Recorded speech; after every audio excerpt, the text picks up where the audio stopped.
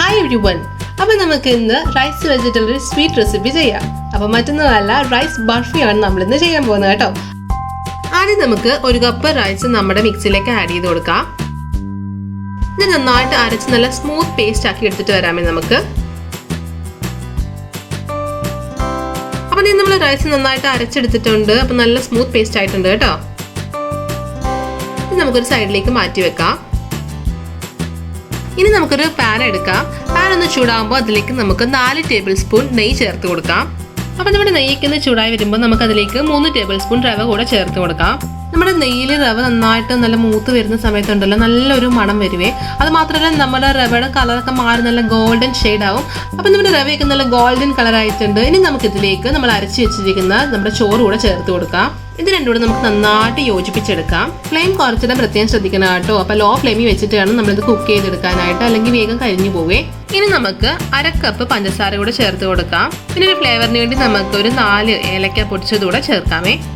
എല്ലാം കൂടെ നമുക്ക് ലോ ഫ്ലെയിമിൽ ഇട്ടിട്ട് തന്നെ ഒന്ന് മിക്സ് ചെയ്തെടുക്കാം. പിന്നെ പഞ്ചസാര നിങ്ങൾക്ക് ഇഷ്ടമുള്ളവരെ ചേർക്കാം, കുറച്ചുകൂടെ ഒക്കെ വേണമെങ്കിൽ കൂട്ടിയിടാം കേട്ടോ. ഇതിപ്പോൾ ഒരു മീഡിയം മധുരമായിരിക്കും നമുക്ക് കിട്ടുന്നത്. പിന്നെ ഇതോടൊപ്പം ഞാനൊരു യെല്ലോ കളർ കൂടെ ആഡ് ചെയ്യുന്നുണ്ട്. അത് ഓപ്ഷനിലാണ്, നിങ്ങൾക്ക് വേണമെങ്കിൽ മാത്രം ചേർത്താൽ മതിയേ.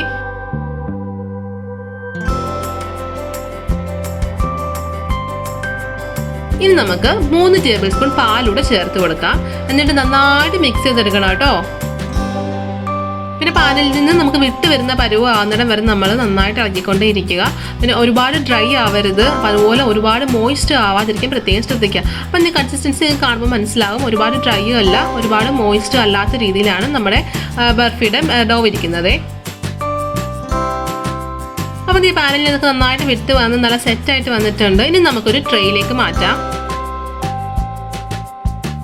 ഇപ്പോൾ ട്രെയിൽ ഞാനാണെങ്കിൽ ബട്ടർ പേപ്പർ വെച്ചിട്ടുണ്ടായിരുന്നു. അപ്പോൾ നിങ്ങളുടെ ബട്ടർ പേപ്പർ ഒന്നും ഇല്ലെങ്കിൽ ഏതെങ്കിലും വട്ടപാത്രമോ ഏതെങ്കിലും ഒരു പാത്രത്തിൽ കുറച്ച് നെയ്യ് ഒന്ന് സ്പ്രെഡ് ചെയ്തെടുത്താൽ മാത്രം മതി കേട്ടോ. ബട്ടർ പേപ്പർ തന്നെ വെക്കണമെന്ന് നിർബന്ധമൊന്നുമില്ല. അപ്പോൾ അല്പം നെയ്യ് തടവിയിട്ടുണ്ടെങ്കിലാണെങ്കിൽ വേഗം വിട്ട് വരും. നമ്മുടെ ട്രേക്കകത്തു നിന്നാണെങ്കിലും പാത്രത്തിൽ നിന്നാണെങ്കിലും വിട്ട് വരും, എളുപ്പമായിരിക്കുമേ. ഇനി നമുക്ക് ബർഫിയുടെ മുകളിലായിട്ട് കുറച്ച് നട്ട്സ് ഒക്കെ ഗ്രേറ്റ് ചെയ്ത് ഇടാം. അപ്പം ഏത് നട്ട്സ് ആണെങ്കിലും ഇടാം. ആൽമണ്ട്സ് ഉണ്ടെങ്കിൽ അത് ഇടാം, അതല്ലെങ്കിൽ കാഷ്യൂ നട്ട് ആണെങ്കിൽ അതാണെങ്കിൽ ഇട്ട് കൊടുത്താൽ മതി. അപ്പോൾ ഒരു ഭംഗിയായിരിക്കും കാണാനും, പിന്നെ കഴിക്കുമ്പോൾ ഒരു പ്രത്യേക ടേസ്റ്റ് ആയിരിക്കും. അടുത്തത് സെറ്റ് ചെയ്യാനായിട്ട് നമ്മൾ മാറ്റി വെക്കുകയാണ്. നമുക്കൊരു 1/2 മണിക്കൂർ തൊട്ട് 1 മണിക്കൂർ വരെ സെറ്റ് ചെയ്യാൻ വെക്കണം കേട്ടോ. ഇനി ഫ്രിഡ്ജിലാണ് വെക്കുന്നതെങ്കിൽ അധികം നേരം ഒന്നും വെക്കേണ്ട, ഒരു 15 മിനിറ്റ് ഫ്രിഡ്ജിൽ വെച്ചാൽ മതിയാവും.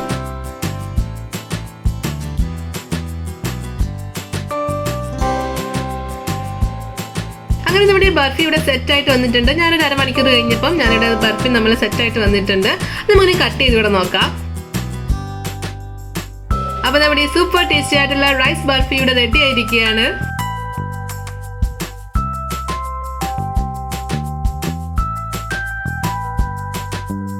അപ്പോൾ ഇന്നത്തെ റെസിപ്പി എങ്ങനെയുണ്ടായിരുന്നു? അടിപൊളിയല്ലേ? അപ്പോൾ എല്ലാവരും ട്രൈ ചെയ്ത് നോക്കുമെന്ന് പ്രതീക്ഷിക്കുന്നു. ട്രൈ ചെയ്ത് നോക്കിയിട്ട് നിങ്ങളുടെ അഭിപ്രായങ്ങളൊക്കെ കമന്റ് ബോക്സിൽ ഇടണേ. വീഡിയോ ഇഷ്ടമായി കഴിഞ്ഞാൽ ലൈക്ക് ചെയ്യാനും ഷെയർ ചെയ്യാനും ആരും മറക്കണ്ട കേട്ടോ. ഇതുപോലത്തെ നല്ല നല്ല റെസിപ്പീസുമായിട്ട് നമുക്ക് വീണ്ടും കാണാം. അതുവരെ ബൈ, ടേക്ക് കെയർ.